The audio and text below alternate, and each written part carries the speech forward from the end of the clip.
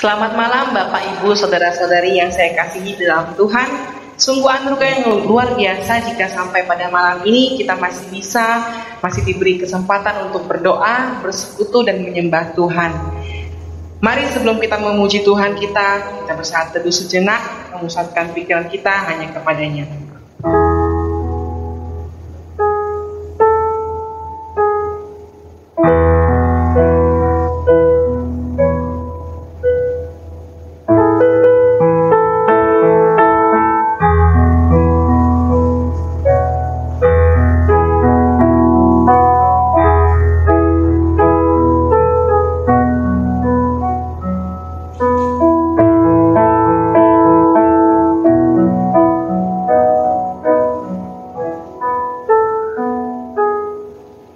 Bapa di dalam surga, puji syukur kalau malam ini kami boleh bersama-sama berdoa dan masih di dalam penyertaan-Mu ya Bapa.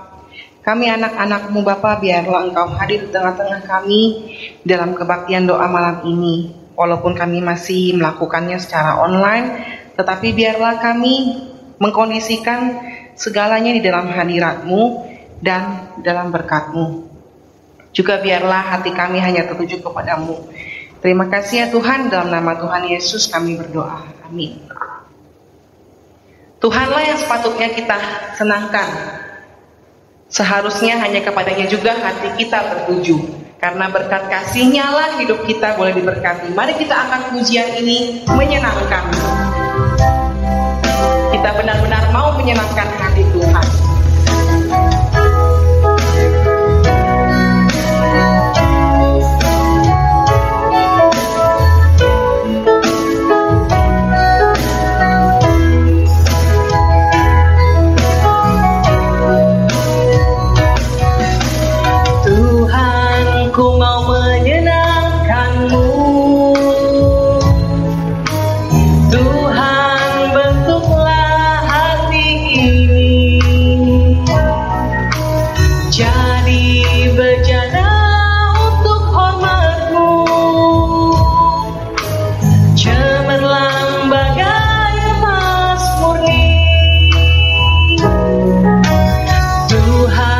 Ku serahkan hatiku,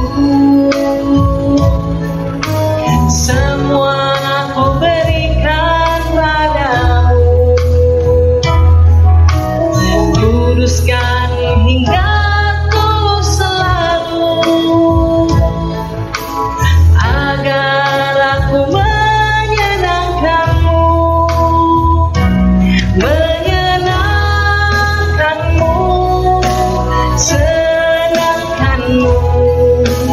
hanya itu kerinduanku, menyenangkanmu, senangkan hatimu, hanya itu kerinduanku. Sekali lagi kita angkat pujian ini. Tuhan, aku mau menyenangkan. Tuhan, ku mau menyenangkanmu. Tuhan, bentuklah hati ini jadi bejana untuk hormat-Mu, cemerlang bagai emas murni,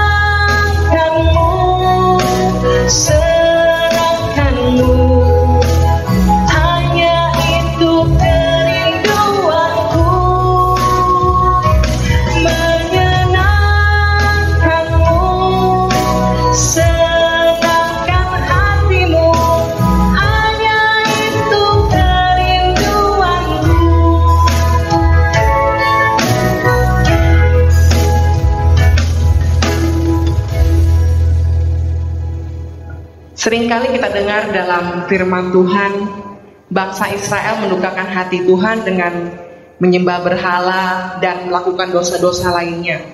Namun dalam perjalanan ke tanah yang dijanjikan Tuhan, Tuhan tidak pernah meninggalkan mereka. Demikian juga dengan kehidupan kita saat ini, seringkali kita mendukakan hati Tuhan dengan dosa yang kita lakukan berulang-ulang kali.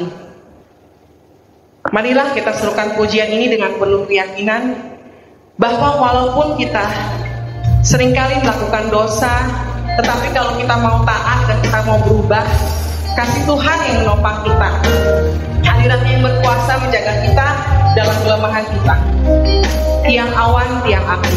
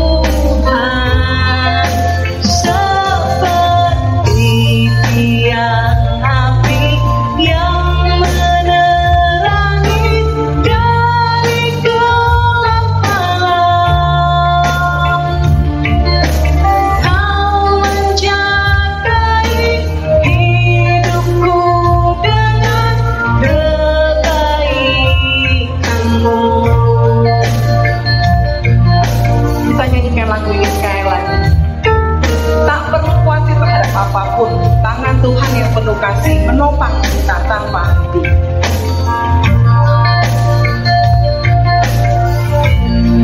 Ku tak perlu khawatir terhadap apapun. Tanganmu yang penuh kasih menopangku tanpa henti. Ku tak perlu takut untuk melangkah maju. Hadiratmu yang berkuasa menjagaku seperti tiang awan yang meneduhkan dari terik siang. Hatiku selalu tenang di dalam tangan-Mu Tuhan, seperti tiang api yang menerangi dari gelap malam. Kau menjagai hidupku dengan kebaikan-Mu. Malam ini kita akan kembali disegarkan dengan firman Tuhan. Sebelumnya mari kita menyiapkan hati kita dengan pujian, ku siapkan hatiku Tuhan.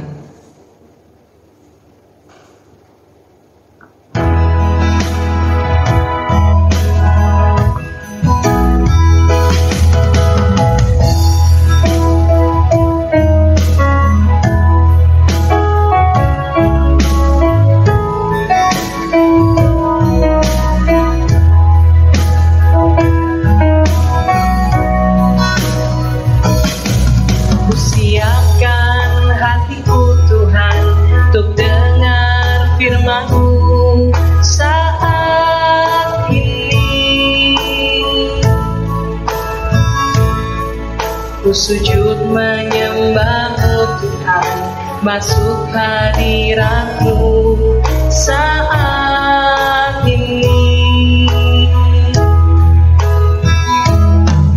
Curahkan urapan-Mu Tuhan bagi jemaat-Mu saat ini.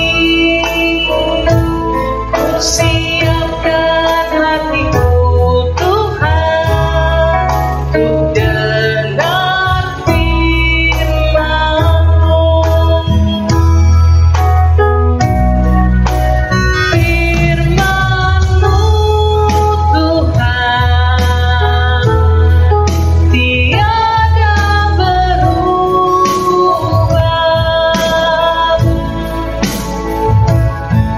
Dahulu, sekarang, selama-lamanya tiada berubah.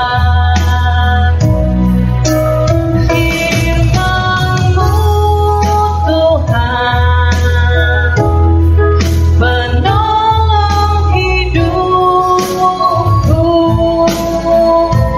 Ku siapkan hatiku Tuhan untuk dengar firman-Mu. Curahkan urapan-Mu Tuhan, curahkan urapan-Mu Tuhan bagi jemaat-Mu saat ini.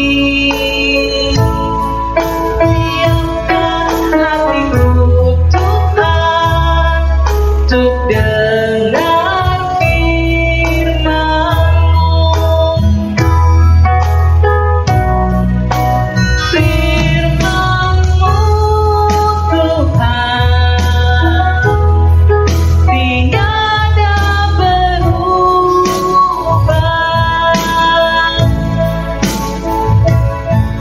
Dahulu, sekarang, selama-lamanya tiada berubah.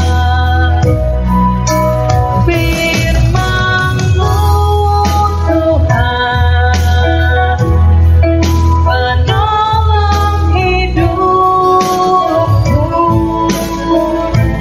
Ku siapkan hatiku Tuhan untuk dengar firman-Mu.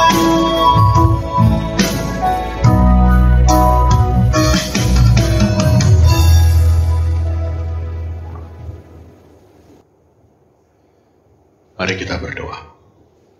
Tuhan Bapa kami di surga, kami mau belajar ya Tuhan, bagaimana kami taat pada kehendak-Mu, bagaimana kami melakukan perintah-Mu, bagaimana kami keluar dari zona nyaman kami dan melangkah untuk melakukan perintah-Mu. Tuhan berkati kami dengan hikmat-Mu supaya kami memahaminya. Terima kasih Tuhan, kami berdoa di dalam nama Yesus. Amin.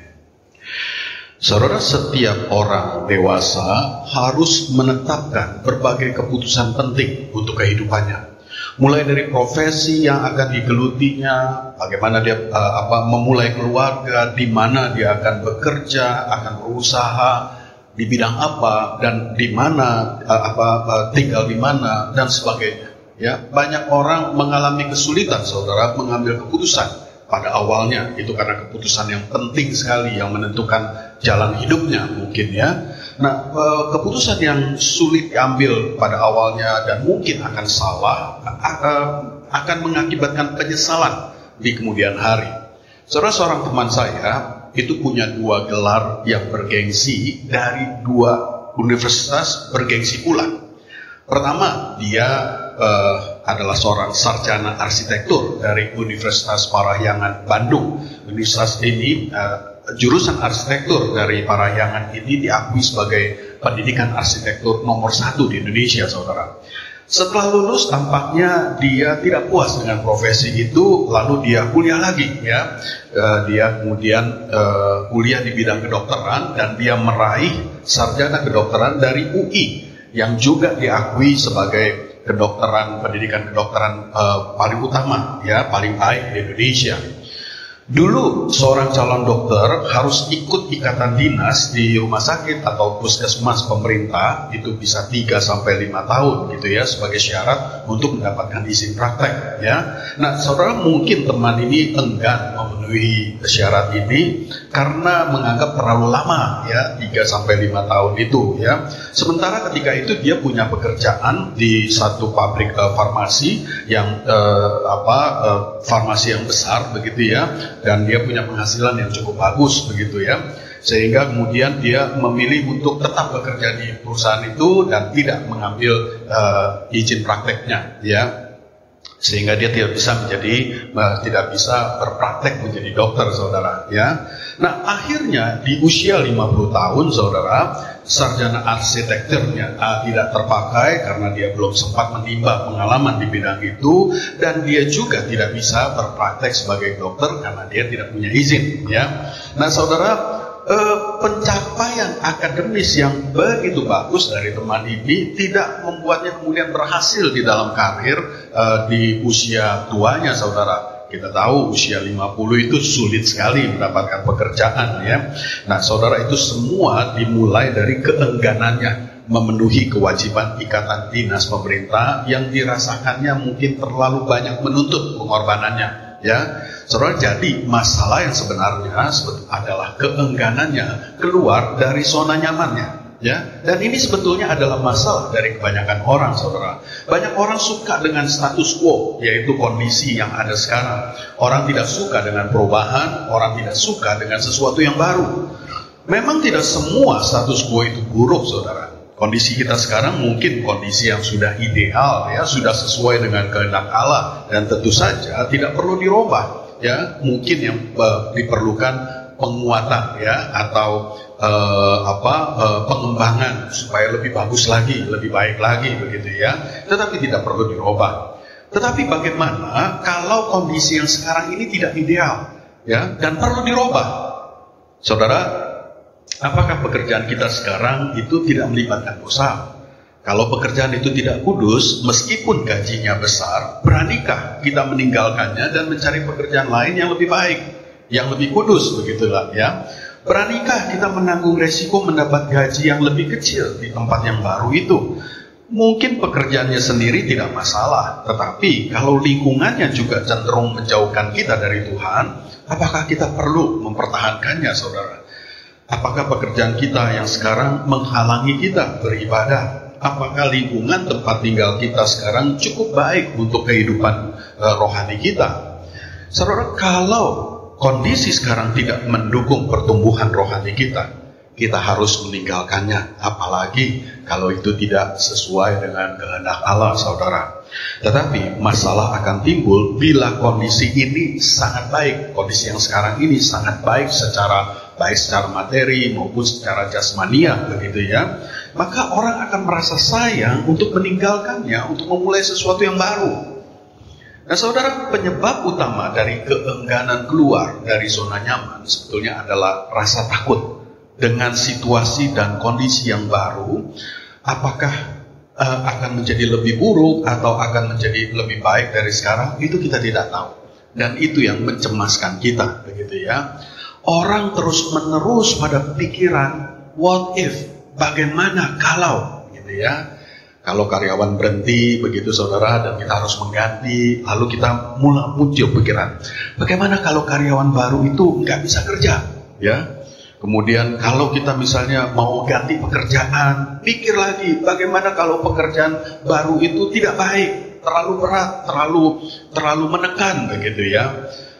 Mau pindah rumah, mikir bagaimana kalau lingkungan rumah yang baru itu tidak menyenangkan, ya? Saudara, pikiran-pikiran bagaimana kalau itu adalah keraguan yang selalu akan menjadi tembok penghalang kita untuk melangkah keluar dari status quo yang sedang kita geluti.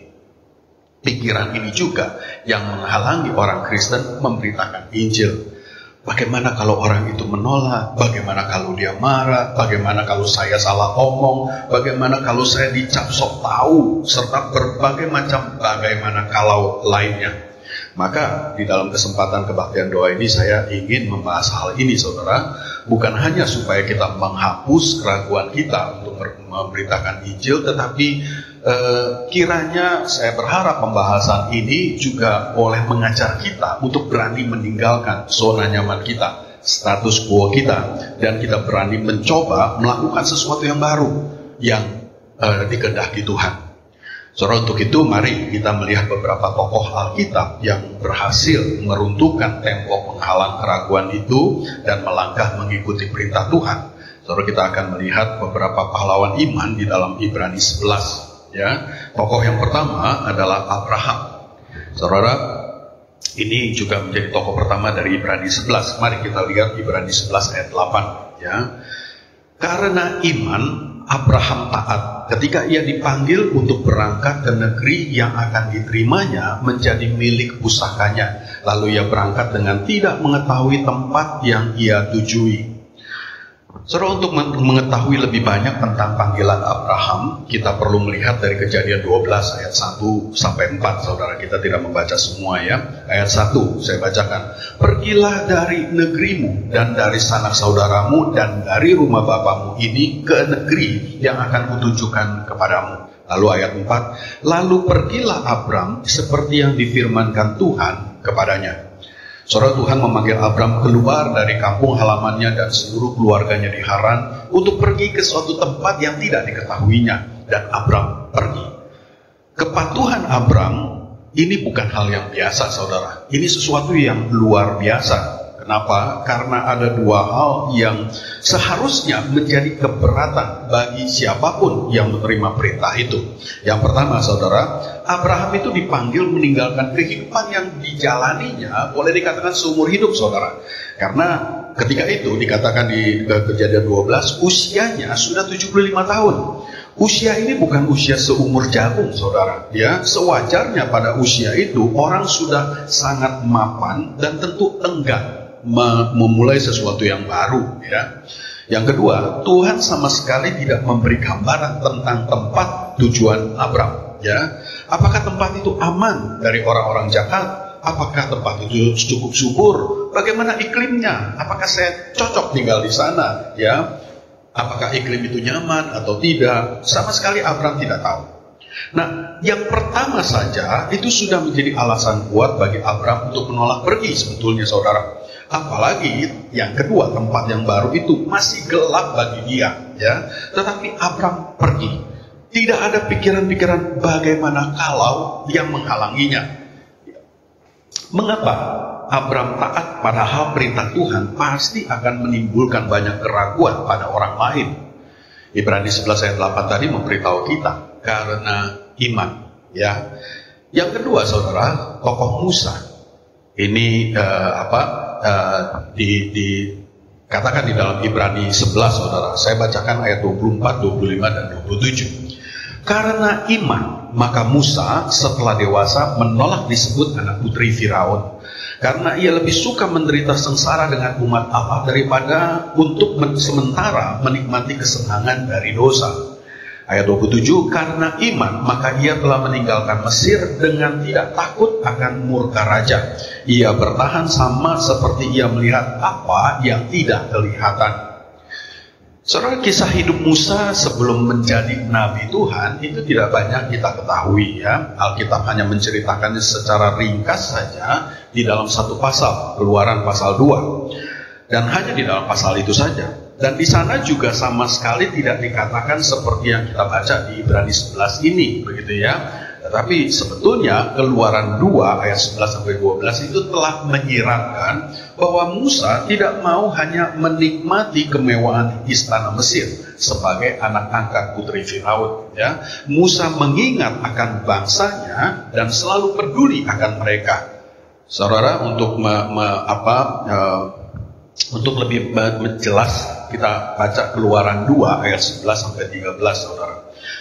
Pada waktu itu ketika Musa telah dewasa, ia keluar mendapatkan saudara-saudaranya untuk melihat kerja paksa mereka.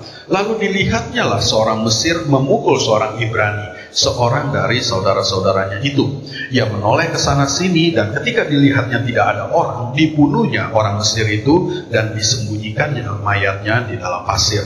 Ketika keesokan harinya ia keluar lagi, didapatinya dua orang Ibrani tengah berkelahi. Ia bertanya kepada yang bersalah itu, "Mengapa engkau pukul temanmu?"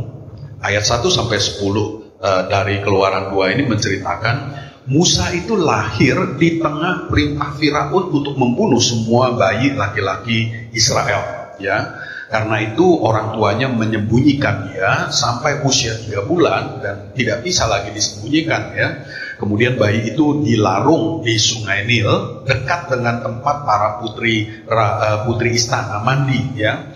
Tepat ketika itu putri Firaun sedang mandi dan melihat bayi Musa yang dilarung itu, ya, dan langsung dia jatuh cinta kepadanya, begitu ya, karena elok parasnya dan sebagainya. Miriam, kakak Musa, ketika itu sengaja mengikuti Musa, kemudian dia bertemu dengan menemui putri Firaun itu dan menanyakan, apakah putri mau saya carikan seorang ibu untuk menyusui bayi itu, begitu ya. Dan putri Firaun itu setuju. Maka Musa tinggal bersama keluarganya sendiri, ya, dan disusui ibu kandungnya sendiri, gitu ya. Kemudian setelah dia besar, maka ibunya harus menyerahkan kembali kepada putri Firaun, ya. Nah, ya itu biasa, anak-anak disapi itu sekitar 3 atau 4 tahun, saudara ya. Berarti sekitar usia itulah Musa kemudian diserahkan kepada ibu angkatnya. Saudara, ayat 11 dan 13 itu mengatakan peristiwa itu terjadi, yang tadi kita baca, peristiwa itu terjadi ketika Musa telah dewasa, ya. Dia keluar dari istana dan melihat-lihat bangsa Israel yang sedang bekerja paksa sebagai budak, saudara, ya. Nah, saudara, usia dewasa itu umur berapa, ya? Nah, Ulangan 34 ayat 7 memberitahu kita usia Musa itu 120 tahun ketika ia meninggal, ya. Para ahli Alkitab meyakini, saudara, mempelajari kehidupan Musa, meyakini bahwa kehidupan Musa itu dapat dibagi di dalam 3 periode, ya. 120 tahun itu dibagi dalam 3 periode yang kira-kira sama panjangnya, begitu ya. Maka saudara, periode 1 itu adalah masa mudanya Musa, masa pendidikan manajerial, pendidikan kepemimpinan di istana Firaun, ya. Itu sampai usia 40 tahun, saudara. Saudara, pendidikan ini penting untuk persiapan dia memimpin bangsa Israel yang sulit diatur, ya.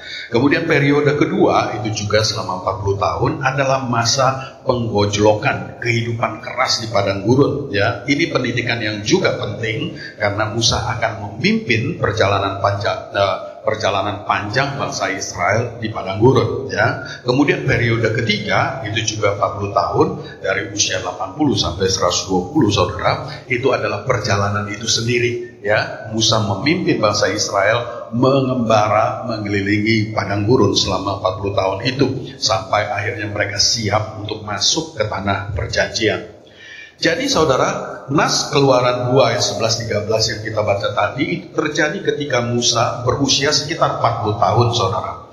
Berarti dia sudah mengecap kehidupan mewah di istana Firaun dalam kurun waktu yang cukup lama.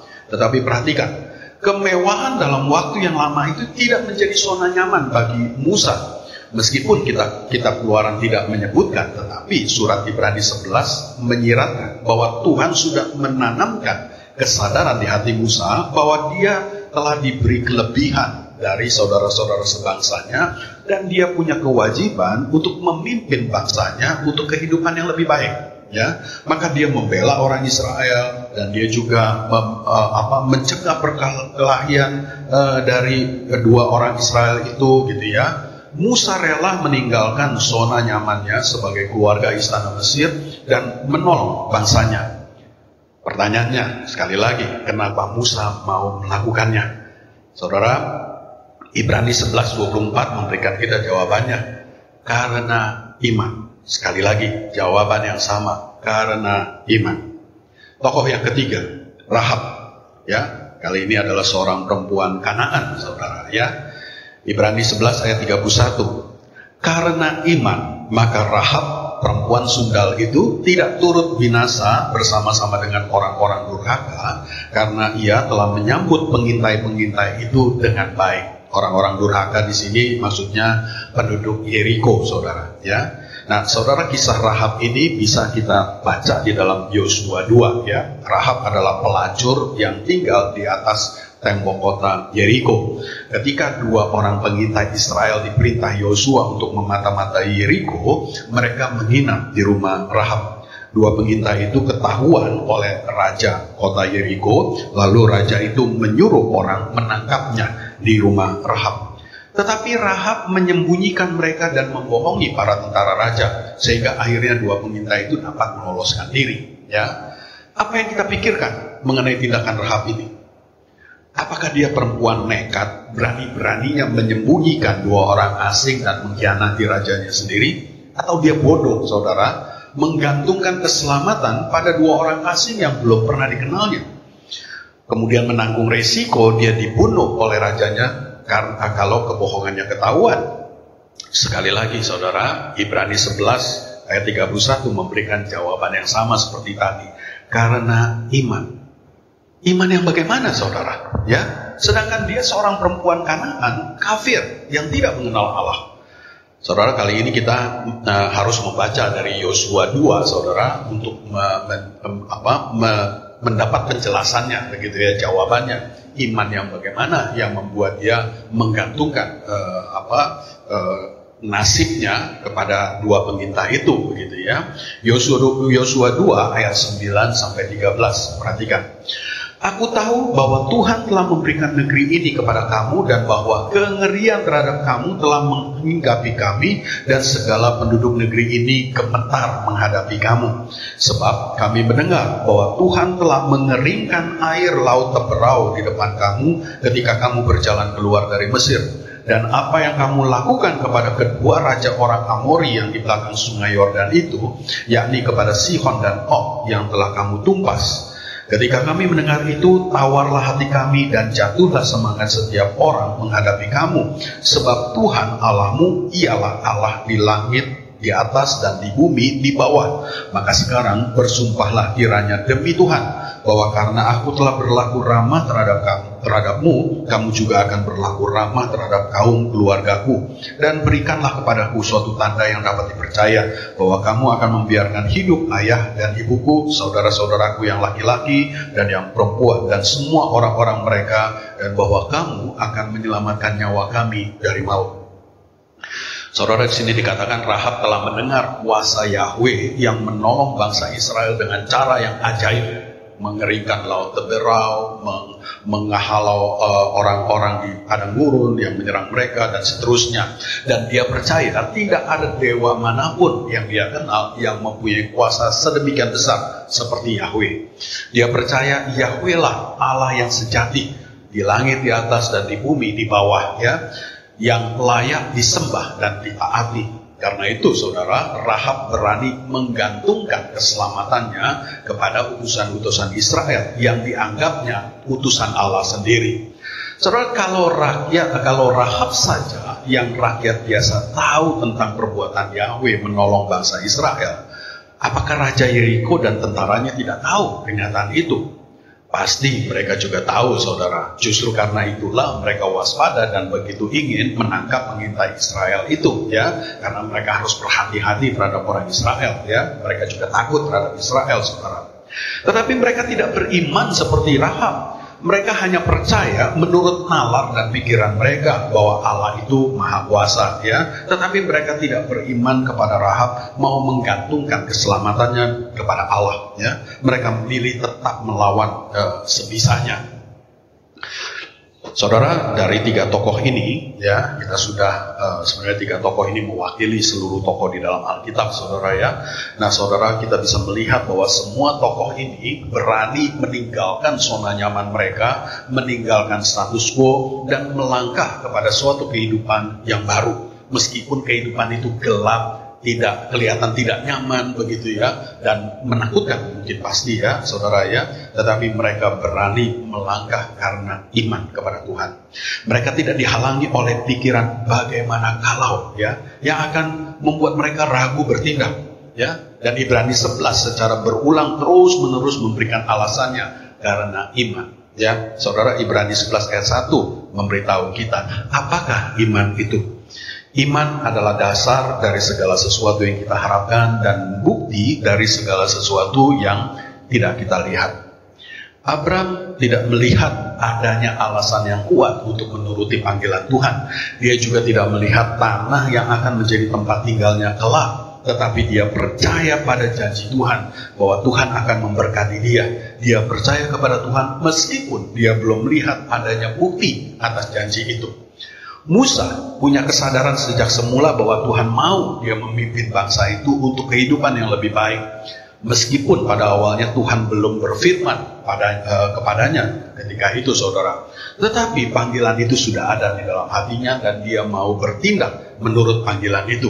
Musa pasti sadar bahwa tindakannya membela orang Israel itu melawan Firaun, saudara. Dan dia menghadapi risiko diusir dari lingkungan keluarga Firaun, dari istana.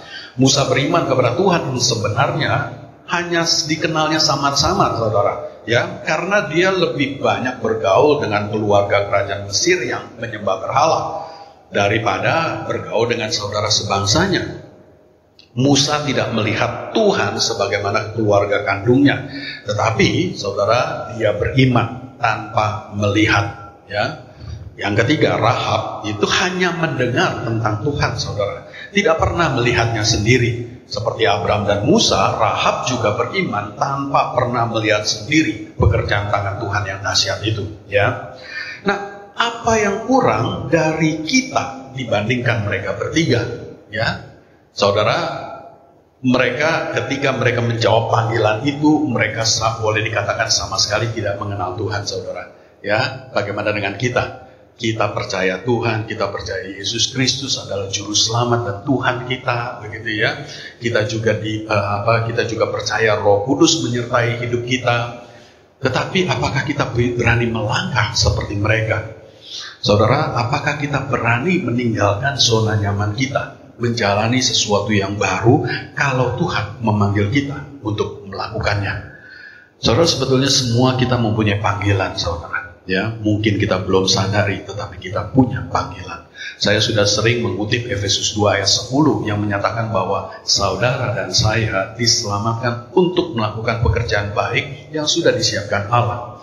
Kita diselamatkan bukan semata-mata karena Allah mengasihi kita dan tidak mau kita binasa karena dosa, tetapi kita diselamatkan juga untuk suatu tugas yang Allah mau kita kerjakan. Ya, Efesus 2 ayat 10 juga mengatakan Allah mau kita hidup di dalam pekerjaan baik itu, ya. Jadi Allah mau kita mengerjakan tugas itu, ya.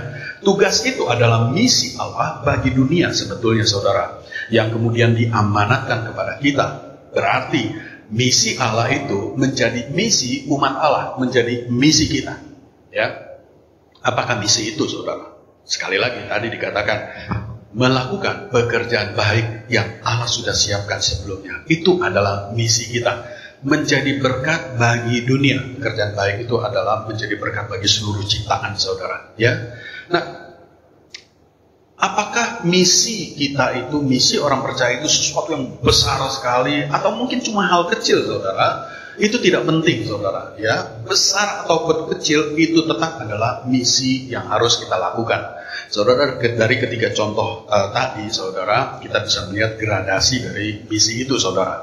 Abram punya misi untuk menjadi berkat bagi dunia, ya. Olehmu semua kaum di seluruh dunia ini akan mendapatkan berkat, ya. Kemudian misi Musa itu menjadi berkat hanya pada bangsanya, bangsa Israel, ya. Nah, misi Rahab lebih kecil lagi, saudara, menjadi berkat bagi keluarganya. Dia mau supaya keluarganya selamat, begitu ya.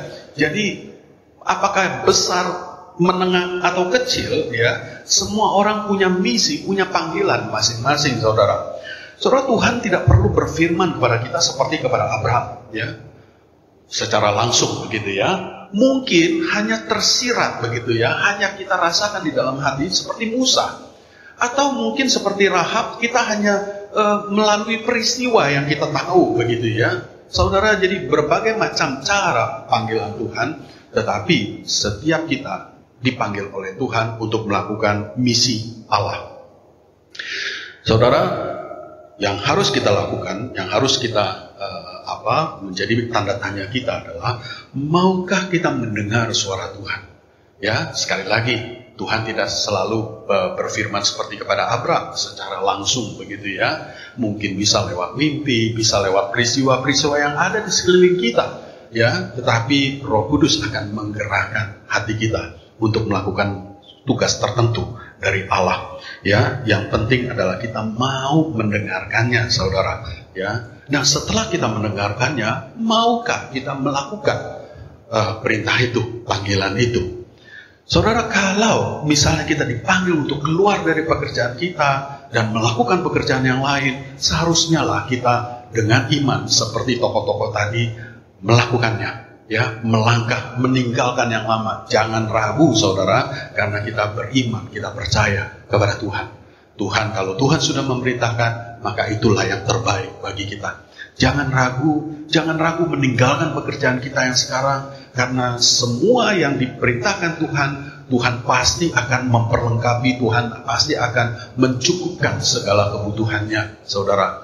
Panggilan-panggilan misionaris pergi kemana-mana, saudara, mereka tidak ragu, tidak takut, karena mereka tahu semua yang dipanggil Tuhan, mengerjakan pekerjaan Tuhan, pasti Tuhan akan menyediakan. Saudara, ini sebetulnya adalah moto atau keyakinan dari Hudson Taylor, saudara. Ya, dia mengatakan bahwa segala sesuatu yang dilakukan atas perintah Tuhan, maka Tuhan akan menyediakan.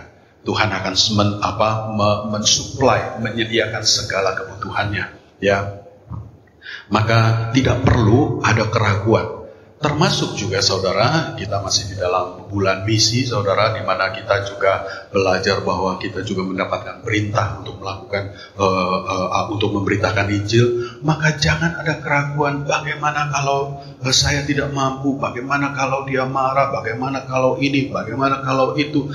Tetapi kita melangkah saja, karena seketika kita melangkah, maka Roh Kudus akan memperlengkapi kita. Tuhan akan menyediakan segala yang kita butuhkan. Saudara, ada dua kejadian, saudara, ya, ada dua kesaksian, ya. Satu kesaksian dari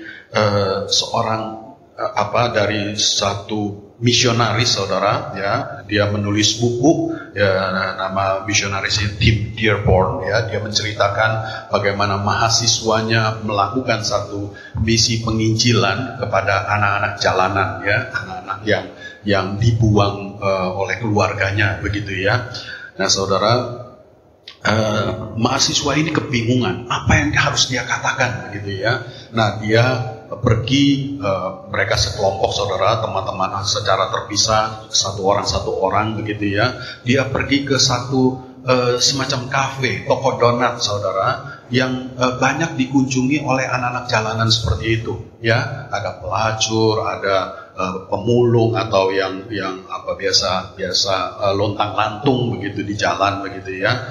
Kemudian ini di Skotlandia, saudara. Kemudian dia mencoba untuk mengajak seseorang ngobrol ketika dia selesai membeli donat. Mudah akan makan begitu, dia mencari meja dan dia lihat ada satu meja dengan satu anak muda, saudara. Dia menghampiri, kemudian diajak ngobrol sambil makan donat, saudara, ya. Dan ketika dia mengobrol itu, dia tidak tahu harus bicara apa, ya. Tetapi anak muda ini kemudian menceritakan permasalahannya, dan ini menjadi kesempatan bagi si mahasiswa untuk kemudian memberitahukan bahwa Tuhan mengasihi dia. Ya, Yesus Kristus datang untuk menyelamatkan setiap orang karena kasih-Nya, ya. Dan hari itu, malam itu, pemuda itu, gelandangan itu kemudian bertobat, menyerahkan diri kepada Tuhan. Saudara, setelah ini apa yang harus dilakukan? Mahasiswa itu berpikir, saya tidak bisa hanya melangkah keluar lalu membiarkan dia masih ada di dalam lingkungan yang buruk itu, begitu ya. Maka kemudian dia menelpon orang tuanya kaya, saudara. Kemudian minta izin kepada orang tuanya, boleh nggak saya bawa teman, saya akan menginap di rumah beberapa hari, membawa teman, begitu ya. Dan orang tuanya mengizinkan. Orang tuanya juga mengasihi Tuhan dan mengizinkan mereka datang. Nah, malam itu kemudian mereka ke rumah si mahasiswa ini, rumah yang mewah, saudara. Dan anak muda gelandangan itu tinggal di sana selama 2 minggu, saudara. Ya, saudara, dia setiap malam mereka belajar Alkitab dan dia bisa merasakan suasana keluarga yang hangat, keluarga Kristen yang sangat mengasihi Tuhan, begitu ya, saudara. Tapi tiba-tiba setelah 2 minggu ini, tiba-tiba anak muda ini sakit parah, saudara, ya, dan kemudian dilarikan ke rumah sakit dan akhirnya tidak bisa tertolong. Tetapi pada saat terakhir itu, ketika dia akan meninggal, ya, keluarga baru ini kemudian menangis begitu. Nah, si pemuda ini mengatakan, jangan menangis, karena kalian telah memberikan kebahagiaan, kehangatan, dan yang terutama di dalam 2 minggu ini, ya, dalam 2 minggu kalian telah memberikan kebahagiaan kepada saya, dan terutama kalian telah membawa saya kepada Kristus. Dan saya akan pergi kepadanya dan menikmati yang lebih baik lagi, gitu. Jadi jangan menangis untuk saya, saudara. Bagaimana kalau pemuda itu tidak membuka percakapan dan tidak melakukan kewajibannya, begitu ya, panggilannya untuk melayani, ya? Pasti anak muda itu akan meninggal tanpa Kristus, ya, saudara. Kita tidak tahu kapan orang yang harus kita layani itu, apakah masih ada kesempatan di lain waktu. Maka kita harus melakukan semua perintah Tuhan ketika ada kesempatan, ya. Saudara, kesaksian yang berikut ini kesaksian yang bertolak belakang, saudara. Ini disaksikan oleh jemaat kita sendiri, saudara, ya. Dia bercerita bahwa dia kenal seorang ibu, begitu ya, seorang ibu yang sudah berpisah dari suaminya, yang sedang kelihatan kebingungan untuk melangkah selanjutnya, begitu ya, untuk masuk dalam kehidupan selanjutnya tanpa suami, begitu ya. Nah, ibu ini kemudian bukan Kristen, saudara, dan sebetulnya jemaat kita punya kesempatan untuk membawa dia kepada Kristus, begitu ya, untuk memberitakan Injil kepada dia. Tetapi terus-menerus ragu. Setiap mau pergi ragu, ya, sampai akhirnya berlalu waktu, ya, akhirnya lama sekali tidak ketemu, dan ketika bertemu pada akhirnya, saudara, setelah beberapa waktu, begitu ya, ibu ini ternyata sudah berhubungan dengan laki-laki lain, ya, yang beragama lain, ya, dan sudah mau melangkah untuk memeluk agama itu. Maka, saudara, kesempatan untuk memberitakan Injil kepada dia itu semakin sulit. Saudara, gunakan kesempatan ketika ada. Ya, saudara, jangan ragu melangkah. Jangan ragu ketika kita harus meninggalkan zona nyaman kita. Jangan ragu apa yang harus kita lakukan di depan nanti. Beriman saja kepada Tuhan. Beriman bahwa Tuhan akan menyertai kita. Berkat Tuhan selalu limpah bagi kita. Amin. Mari kita berdoa. Bapa Surgawi, kiranya pembahasan malam ini boleh mengingatkan kami, ya Tuhan, bahwa status quo kami belum tentu baik, belum tentu sesuai dengan kehendak-Mu.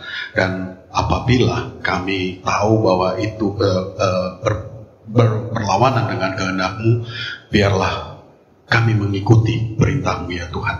Biarlah kami belajar dari Abram, Musa, Rahab, dan lain-lain untuk melangkah karena iman. Terima kasih Tuhan. Kami berdoa di dalam nama Yesus. Amin.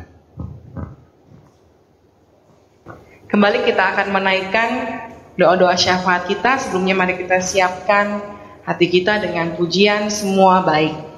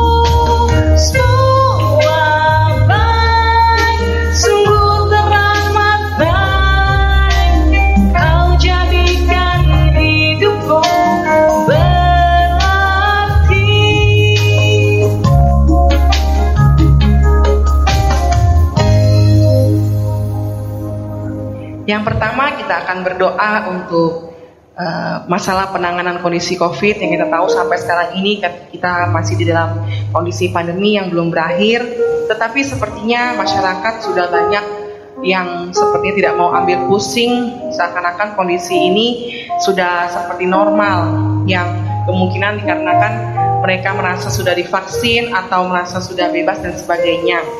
Mari kita berdoa agar pemerintah terus mencanangkan kedisiplinan kepada masyarakat lewat lembaga masyarakat yang ada ataupun lewat peraturan-peraturan yang boleh diperketat agar masyarakat terus menjalankan 3M walaupun mereka keluar-keluar ataupun di tengah masyarakat yang lain, agar penyebaran COVID tidak semakin parah. Dan pembagian vaksin juga kita berdoa untuk pembagian vaksin juga ya, yang secara merata boleh dijalankan secara teratur dan juga tidak ada lagi orang-orang yang mengambil keuntungan dari situasi ini. Mari kita berdoa. Bapa di dalam surga, terima kasih kalau malam ini kami sudah boleh memuji Engkau, kami boleh mendengarkan firman-Mu, kami disegarkan kembali oleh firman-Mu ya Tuhan. Kembali kami membawa doa syafaat kami ke hadapan-Mu, karena hanya kepada Engkau-lah tempat pengharapan kami ya Bapa. Ya Bapa, kami mau berdoa untuk kondisi COVID saat ini, di mana kami masih berada di tengah-tengah pandemi yang masih belum selesai. Biarlah Kau tolong ya Tuhan, agar kami menjadi masyarakat yang boleh selalu ikut peraturan di tengah-tengah masyarakat yang lain, agar penyebaran COVID tidak semakin besar dan merugikan orang lain juga ya Tuhan. Tuhan, Kau tolong juga untuk para lembaga-lembaga masyarakat yang ada, agar mereka boleh mencanangkan kedisiplinan di antara masyarakat untuk peraturan-peraturan agar masyarakat yang lain boleh selalu mencanangkan 3M dengan baik. Juga berikanlah kesadaran kepada kami, walaupun kami yang sudah divaksin, agar tidak sembarangan ketika kami berada di luar sana. Juga ya Bapak, kami mau berdoa untuk pembagian vaksin yang boleh dilakukan secara merata. Biarlah vaksin boleh diberikan kepada seluruh masyarakat yang ada, dan juga tidak ada lagi orang-orang yang mengambil keuntungan dari kondisi ini ya Tuhan, sehingga merugikan orang yang lain. Terima kasih Tuhan, ke dalam tangan-Mu kami serahkan doa kami. Dalam nama Tuhan Yesus kami berdoa, amin.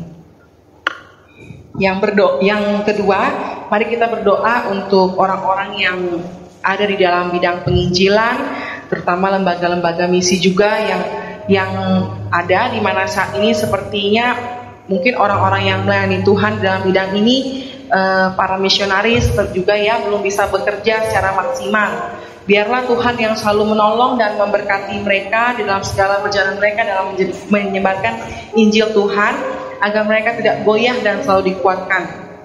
Juga ketika mereka merasa lemah ataupun di saat mereka di dalam pergumulan mereka, Tuhan boleh tolong. Dan juga jemaat-jemaat Tuhan seperti kita boleh selalu sadar akan tugas kita, yaitu menyebarkan Injil Tuhan kepada orang sekitar dan terutama orang-orang terdekat kita. Biarlah di saat kita merasa ragu ataupun malu, Tuhan yang senantiasa menolong kita. Mari kita berdoa. Bapa di dalam surga, kami kembali menaikkan pokok doa kami yang kedua, yaitu kami mau berdoa untuk orang-orang yang boleh bekerja di dalam bidang penginjilan dan juga lembaga-lembaga misi yang ada ya Tuhan, di mana saat ini kami tahu para misionaris juga mungkin mereka masih belum bisa bekerja dengan maksimal. Begitu banyak halangan di kondisi pandemi seperti ini sehingga menghalangi mereka Tuhan. Tapi kuasa Tuhan lebih besar dari segalanya. Tuhan yang menolong. Biarlah Tuhan yang memberkati segala perjalanan mereka dalam menyebarkan Injil Tuhan, sehingga banyak orang-orang yang boleh percaya akan Engkau dan nama-Mu boleh selalu dipermuliakan ya Tuhan. Juga di tengah-tengah kondisi mereka, mungkin di saat mereka goyah ataupun banyak pergumulan mereka, Tuhan boleh tolong, Tuhan yang boleh sertai di saat mereka mengalami keadaan tersebut. Dan juga kami jemaat-jemaat-Mu ya Tuhan, di tempat ini juga jemaat-Mu di tempat lain, kami boleh selalu yakin dan boleh selalu memiliki keteguhan untuk menyebarkan Injil-Mu ya Tuhan, menyebarkan kebenaran akan Engkau kepada orang-orang sekitar kami, terutama juga orang terdekat kami yang belum percaya. Berikanlah kami keberanian dan juga keinginan agar kami tidak merasa ragu dan juga malu ya Tuhan. Tuhan tolong kami. Dalam nama Tuhan Yesus kami berdoa. Amin. Sebelum kita menaikkan doa syafaat kita yang ketiga, mari kita nyanyikan pujian semua baik. Ini dari bagian refnya saja ya, dengan pelan saja. Semua baik, semua baik, segala yang telah Kau perbuat di dalam hidupku, semua baik, sungguh teramat baik. Kau jadikan hidupku berarti.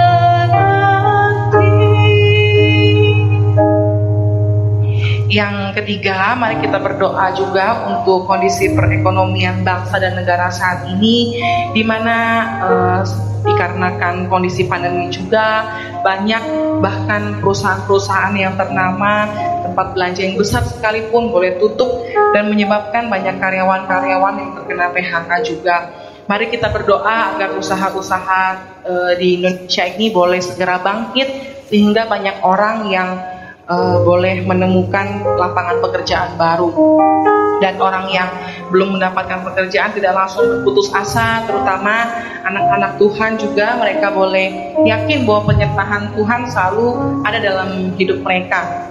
Dan tentunya mereka senantiasa diberikan pemikiran yang baru untuk membuka usaha mungkin sesuai dengan kondisi perekonomian yang sesuai dengan seperti saat ini. Biarlah Tuhan yang senantiasa menolong. Mari kita berdoa.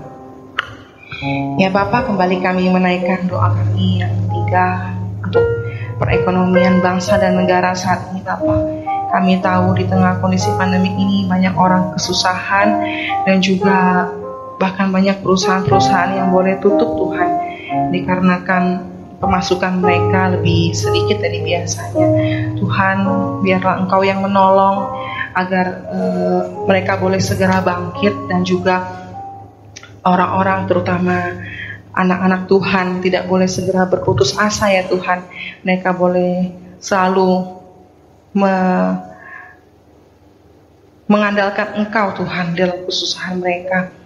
Mereka boleh mendapatkan pemikiran yang baru untuk segera bangkit dari kondisi ini ya Tuhan. Biarlah Engkau yang senantiasa menolong Tuhan kami semua.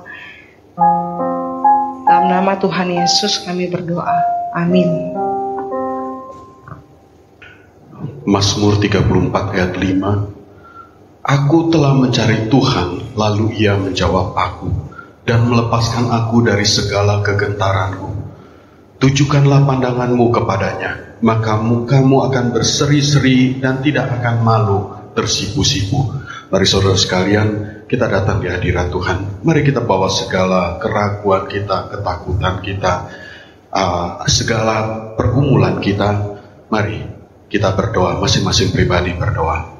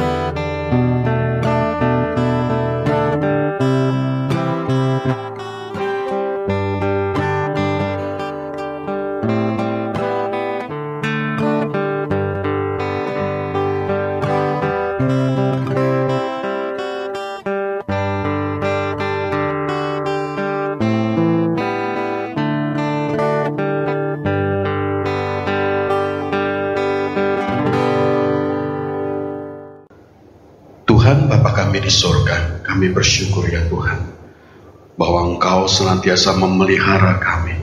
Biarlah kami senantiasa bergantung kepadamu dan kami tidak ragu untuk melangkah.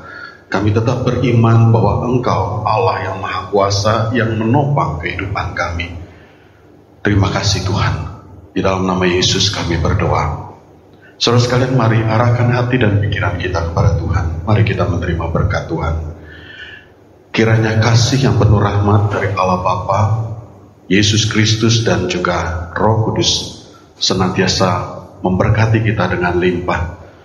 Allah Tritunggal senantiasa menyertai kita dalam kehidupan kita, sehingga kita tidak perlu khawatir akan apapun juga. Allah Tritunggal memberikan kita sukacita dan damai sejahtera, mulai malam ini sampai selama-lamanya. Amin. Bapa, terima kasih.